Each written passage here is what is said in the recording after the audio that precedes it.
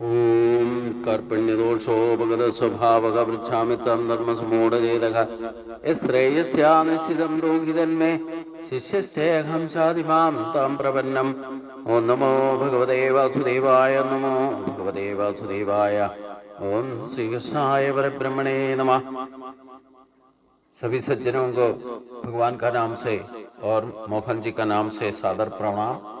पिछले दिन हम संन्यास योग में 5 श्लोक तक देखा था। आगे भगवान बताता है, संन्यासस्तु महाबाको दुःखमाप्तम् अयोगदा योगयुक्तो मुनि ब्रह्मा न आचिरेणाधिगच्छति। हे अर्जुन, यथार्थतः संन्यास क्या है? कर्मयोग अनुष्ठान के बिना कभी संन्यास नहीं हो सकता। अपना कर्तव्य कर्मों को जब तक पूर्ति नहीं करेगा, उसमें से मुक्ति नहीं होगा, तब तक के यथार्थ सन्यासी नहीं बन सकता करके भगवान बता रहे। इसलिए कर्मयोग युक्तन जल्दी से जल्दी सन्यासी हो सकता है, वो ब्रह्म पद प्राप्ति में पहुंचे। तो सन्यास का मतलब क्या है? हम तो ये खास करके वर्णाश्रम धर्म के बारे में सोचने से, एक मनुष्य जन्म में मनुष्यायुष बोलने से करीब 120 साल है। चलो 100 साल तक की जोड़ो, तभी भी हमारा आयुष का दैर्घ्य केवल 100 साल तक होने से हम पक्का 4 आश्रम धर्म को पालन करना ही चाहिए। ब्रह्मचर्य आश्रम में जो ब्रह्म को प्राप्ति करने के लिए जो कुछ भी जानकारी हासिल करना के शास्त्र विषय वेद वैदिक कर्म जो में हम उसी से ज्ञान प्राप्ति करके उसी 25 साल में जो कुछ भी अपना गृहस्थाश्रम धर्म को ठीक तरह से भगवान का अनुशासन का अनुसार गृहस्थाश्रम धर्म को पूर्ति करने के लिए जो कुछ भी सीखना है, वही हम ब्रह्मचर्य अवस्था में सीखना चाहिए। उसके बाद 25 साल तक अपना गृहस्थाश्रम धर्म को संपूर्ति करना है। उसके बाद गृहस्थाश्रम धर्म को यथाविधि यज्ञ दान तक तप कर्म जो कुछ भी करना है, उसमें गीता में आगे भी भगवान उसके बारे में हमें जानकारी देगा। हम ठीक तरह से गृहस्थाश्रम धर्म को पूर्ति करके हम वानप्रस्थ में पहुंचेगा तो हम बाकी भौतिक इच्छाओं को, भौतिक बंधन को पूरी तरह से मुक्त होकर के भगवान का पास जाने का तैयारी करने का टाइम है 25 साल है वानप्रस्थ आश्रम बोलने से। इसका मतलब ये नहीं कि जंगल में जाकर के ऐसे निश्चल अवस्था में शरीर को लेकर के तपस्या अनुष्ठान करना का नहीं है। हम गृहस्थाश्रम धर्म में भगवान से ज़्यादा ममता रखना है, भगवान का वो और भगवान का इच्छा के अनुसार यम नियम को ठीक तरह से पालन करके अपना शरीर को यथाविधि संरक्षण करके हम वानप्रस्थ में भगवान का उपासना में दृढ़ प्रयत्न करना, उसी को वानप्रस्थ बोलता है। सबको छोड़ करके जाने का नहीं है। छोड़ने के लिए हमें क्या है? हमारा शरीर भी, हमारा जीवन भी, हमें जो कुछ भी हम शरीर का संरक्षण के लिए जो कुछ भी ये प्रकृति से यूज करता है, वो सब भगवान का ही है, हमारा ही कुछ भी नहीं है। हमारा होने से तो हम छोड़ सकते हैं ना। हम उपेक्षा किस बात पर करेंगे? हमारा शरीर भी हमारा नहीं है, हमारा जीवन भी हमारा खुद का बनाए वो नहीं है, फिर हमारा बोलने का हक क्या है हमारा? इसलिए हम क्या उपेक्षा कर सकता है? यही सोचने का विचार है। ये आत्मविचार करके हम भगवान का और कदम बढ़ाने का मौका वानप्रस्थ आश्रम में मिलता है। उसके बाद में संन्यास आश्रम में पहुंचना है। जब तक हमने भौतिक आग्रह या इंद्रिय सुखों का पीछे जो भागते रहेगा, तब तक संन्यास नहीं हो सकता। और गृहस्थाश्रम धर्म में भी जो कुछ भी हमारा कर्तव्य कर्म को संपूर्ण करके पूर्ति करके तसल्ली से हम भगवान का पास बैठ सकता है। उसी को उपासना बोलते हैं। दृढ़ व्रत बोलने से हमारा भौतिक बंधनों से पूर्ण तरह से मुक्त होने पर ही हम दृढ़ व्रत होकर के भगवान का और अनन्य भक्ति में पहुंच सकता है। कोई वानप्रस्थ में हम दृढ़ व्रत बनना है, अनन्य भक्त बनना है। उसके बाद ही जब भौतिक बंधनों से पूर्ण रूप से मुक्त होने का वक्त आएगा तभी संन्यास आश्रम हो सकता है। इसलिए भगवान बताता है जो ठीक तरह से कर्म योग का अनुष्ठान नहीं करता है वो संन्यास लेने का योग्य नहीं है। तो अपना कर्तव्य कर्म को करके उससे मुक्त होना है, तभी तो जाकर के हम संन्यास में तसल्ली से कर सकता है। संन्यास आश्रम लेने से भी उसमें भी 4 मंडल उसमें आगे हम बढ़ना ही पड़ेगा। संन्यास लेने से भी कुटीचिका अवस्था, परिव्राजका, परहंसा, परमहंसा और अवधूता, मतलब 4 कट को हम पार करना है। तभी तो हम भगवान प्राप्ति के लिए, परमोद प्राप्ति के लिए योग्य बनेगा। इसलिए भगवान बताता है ऐसे एक आश्रम जाकर दीक्षा लेकर के संन्यास नहीं बन सकता है। अपना अपना कर्तव्य कर्म को ही कर्म योग अनुष्ठान करते हैं भगवती। उसको बंधन से मुक्त प्रारब्ध कर्म को जब तक खत्म नहीं करता है उसको कभी भी संन्यास धर्म में पूर्ण रूप से अनुष्ठान नहीं कर सकता है। और संन्यास धर्म से भी अवधूतावस्था में जाकर के भगवान का ब्रह्मवद प्राप्ति तक पहुंचना है तो किसी भी तरीके से कोई भी कर्म का बाकी नहीं रखना है। इसलिए उसी के लिए तैयारी वानप्रस्थ में हम करना ही करना है। उसके लिए भगवान बताता है कर्तृत्व अभिमान को छोड़ करके कर्म को परित्याग करके कभी निष्कर्म सिद्धि नहीं प्राप्त होता, वो कभी सन्यासी नहीं बनेगा। क्योंकि हमारा वासना मालिन्य को जब तक खत्म नहीं करता है हम तसल्ली से संन्यास आश्रम में नहीं बैठ सकता। इसलिए कर्म योगा अनुष्ठान के बिना ही कोई भी कर्म संन्यास नहीं कर सकता। जो कुछ भी करना है उसको कर को छोड़ो, मतलब यही बात भगवान लिखता है। इसलिए योग युक्तो विशुद्धात्मा विचिदात्मा विचिदेन्द्रिय का सर्वभूतात्मा कुर्वन्नपि न लिप्यते। जो इंद्रियों को जीतेगा, वासना मालिन्य को पूरा मन से उपेक्षा करेगा, उस सकल प्राणी के साथ सर्वात्मना एक ही भाव, जब एक भाव सर्वात्मना एक आत्मा भाव जब तक नहीं आएगा, अलग अलग मतलब जो संकल्प विकल्प में रहेगा उसको कर्म योग अनुष्ठान के द्वारा एकात्मा भाव हासिल करना है। उसी को समावस्था बोलते हैं।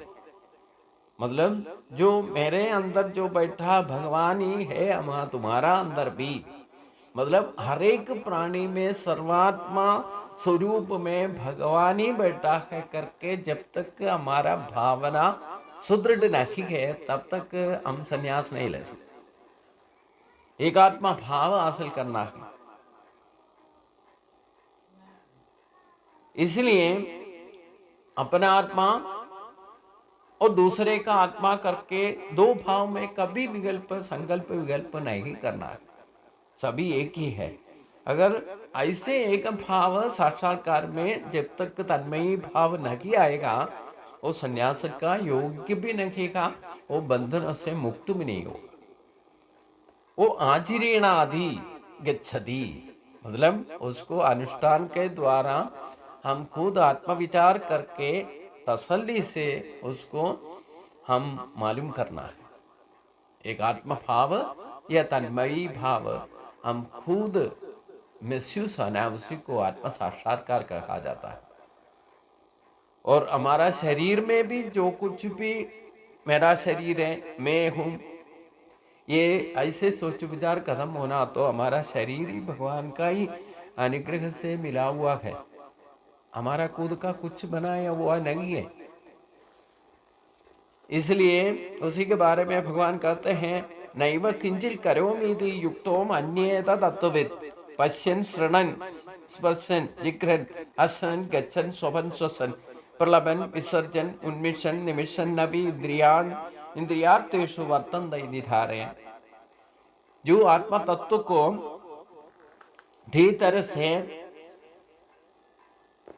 समझा हुआ योगी, हमारा शरीर में जो कुछ भी हरकत होता है, जो कुछ भी हमारा शरीर का द्वारा हम अनुभव करते हैं, पंचेंद्रियों का होने दो, कर्मेंद्रिय का होने दो, जो कुछ भी 26 शक्ति जो भी भगवान का देवीय संपत्ति बोल करके हमारा शरीर में विराजित है, उसको अलग अलग तौर पर अनुभव का तौर पर हम जो कुछ भी करते हैं, हरकतें करते हैं, सोच विचार करते हैं, हमारा शरीर का जो कुछ भी चाल चलन होता है, हमारा शरीर को पूर्ण रूप से मरने तक उसको संरक्षण करते हैं, उसका शक्ति के बारे में हम जब तक अवबोध नहीं होगा तब तक हम ईश्वर साक्षात्कार कैसे कर सकता है। हमारा शरीर के अंदर जो कुछ भी हरकतें होता है वो भगवान का ही शक्ति से सानिध्य रूप से होता है, तो उसी को साक्षात करना सो आत्मा अनुभव बोलते हैं। सो आत्मा अनुभव हासिल किए बिना कोई भी योगी नहीं बन सकता, उसको कर्तृत्व अभिमान से भी मुक्त नहीं हो सकता। इसलिए हमारा शरीर में मतलब जो कुछ भी एक हम जो भी गंध नाक से द्वारा जाता है, कुछ देखता है, कुछ सुनता है, कुछ हमें बोलता है, हमारा कर्मेंद्रियों से हम अलग अलग हरकत करते हैं, हमारा शरीर में जो कुछ भी अंग प्रत्यंग जो भी है उसका चाल चलन मतलब उसका धर्म ठीक तरह से होता है, उसी की वजह से हमारा शरीर का संरक्षण होता है। मतलब शरीर में जो कुछ भी होता है, ये स्थूल शरीर में जो स्थूल रूप से भी और सूक्ष्म रूप से भी जो कुछ भी हमें बचा के रखने का जो कुछ भी शक्ति है वो भगवान का ही है, हमारा नहीं है। इसको सो आत्मा भाव से आत्मा विचार के साथ में उसको साक्षात्कार करना है, अनुभव करना है। इसलिए मैं बार बार बोलता हूँ, भगवान को केवल विश्वास नहीं करना है, हम अनुभव का द्वारा ईश्वर शक्ति को, ईश्वर बोलने से क्या है, हमारा ही शरीर में जो वर्तित है, वासित है, उसी को ईश्वर कहा जाता है। जो आत्मा शक्ति से हमारा ईश्वर का ही पराशक्ति का स्वरूप है हमारा आत्मा, हमारा शरीर प्रकृति से बना हुआ भगवान का ही अपराशक्ति से बना हुआ है। इसको जो दोनों जोड़ करके बंधन में बंधित करके या जोड़ करके रखने वाला भी भगवान है। और भगवान का सानिध्य मात्र से शरीर में जो कुछ भी हरकतें होता है वो भगवान का सानिध्य रूप से आत्मशक्ति से होता है। इसलिए हमारा जो देखने का शक्ति है, सुनने का शक्ति है, ग्रहण करने का शक्ति है, स्वाद मालूम करने का जीव का शक्ति है, जो कुछ भी शरीर में इंद्रिय धर्मों का या कर्मेंद्रिय धर्मों को ठीक तरह से हम पालन कर पाता है, या जो कुछ भी कर्म हमसे हो सकता है हम करते रहता है, उसका पूर्ण रूप से शक्तिमान कौन है? शक्तिमान भगवान है। इसलिए ये आत्मा विचार करके सो आत्मा भाव से अनुभव करने वाला यथार्थ योगी कहा जाता है। इसलिए हम लोग ठीक से योगी बनने का कोशिश करो।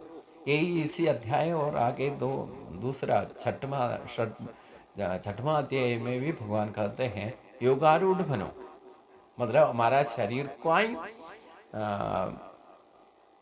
केवल मात्र से कारण रूप हमारा शरीर है, शरीर माध्यम खलु धर्म साधन। इसलिए जब तक हम शरीर के साथ में जीते हैं उसी भक्ति हम भगवान को साक्षात्कार कर सकता है। एक तो आत्म विचार करके कर सकते हैं, हम शरीर से जो कुछ भी करते हैं वो भगवान का सानिध्य मात्र से, भगवान का ही शक्ति का, आत्मा शक्ति का प्रभाव से हम सोच विचार करने का, चाल चलन करने का, कोई भी कर्म करने का हमें प्रेरणा मिलता है। इसलिए उसी को अनुभव का तौर पर हम साक्षात्कार करना है। ब्रह्मण्याध्याय कर्माणि संकल्प त्यक्त्वा करोति यः लिप्यतेन स पापेन पद्मपत्रा विपामसा। ये जो कुछ भी होते रहता है हमारा आत्मस्वरूप को कभी भी कोई इसी का हमारा हरकत की वजह से कोई भी वासना मालिन्य या जो कुछ भी स्पर्श भी नहीं होता। हम जो खाना खाता है आत्मा को कोई खाना का जरूरत नहीं है, इसलिए तो हम लड्डू बना करके कुछ भी खीर बना करके भगवान का सामने रखता तो भगवान वो हाथ भी नहीं लगाता, क्योंकि भगवान का सामने चढ़ा करके हम खुद लेकर के खाता है। इसलिए जो कुछ भी हम काम करते हैं फलाशक्ति को छोड़ करके जो कुछ भी काम करेगा उसको ईश्वरार्पण पे समर्पित रूप से करना है। ऐसे करने से उसी काम गुण दोष का कोई बंधन आत्मा स्वरूप को नहीं होगा या हमारा कर्म में नहीं पड़ेगा। पुण्य पाप का कभी सृष्टि नहीं होगा जब तक हमने पुण्य पाप का पाप तो नहीं करेगा। भक्त बनने के बाद तो थोड़ा बहुत भक्त बनने के बाद हम कभी पाप तो नहीं करेगा, लेकिन पुण्य कर्म का पीछे पड़ेगा।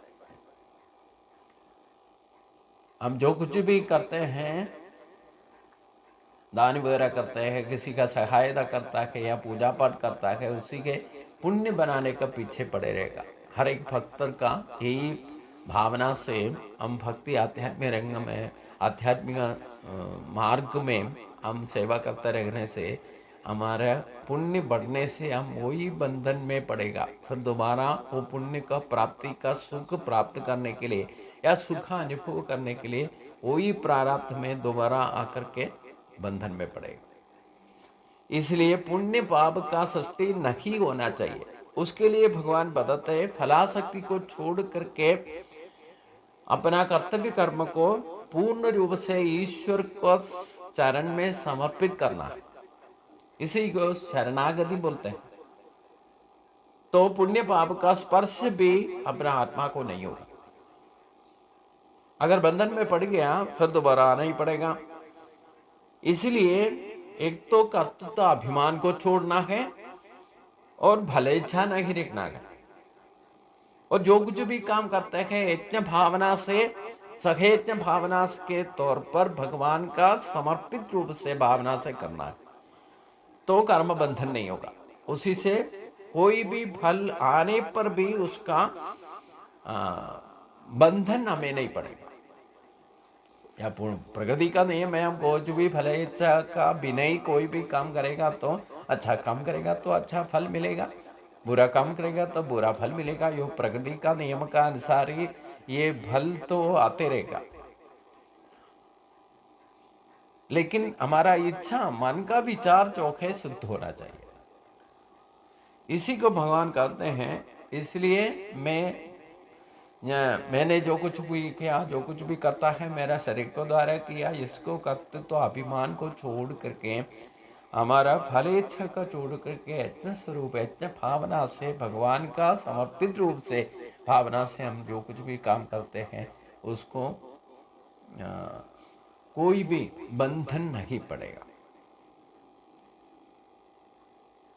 तो पुण्यते भी लेपनम नहीं होगा, यो पाप का भी लेपन नहीं होगा, वो परम शुद्ध बन जाएगा। जैसे एक लोटस है ना, ताम जो कमल का फूल जो कीचड़ में पालता है, लेकिन उसका पत्ता कभी पानी से लेपित नहीं होता है, पानी से उसको गिला नहीं कर सकता, इतना संपुष्ट है, संशुद्ध है। वैसे हमारा आत्मा को कभी संशुद्धि से हम अशुद्ध बना के मालिन्य चढ़ा करके उसको कचरा करके रखा है, उसको शुद्धि करने के लिए आत्मा शुद्धि के लिए पवित्र बनाने के लिए क्या करना है, केवल हमने कर्तृत्व अभिमान को छोड़ना है। वो फल का इच्छा का विनय फलाशक्ति नहीं रखना है और यज्ञ भावना से समर्पित रूप से ईश्वर का चरण में समर्पित करके जो कुछ भी सोच विचार करता है, जो भी काम करता है, सब भगवान को समर्पित करना है, तो वो योगारूढ़ बनने का योग्य बन जाता है। इसका आगे की बात हम अगले दिनों में सोचेंगे। भगवान का नाम से सभी को नमस्कार।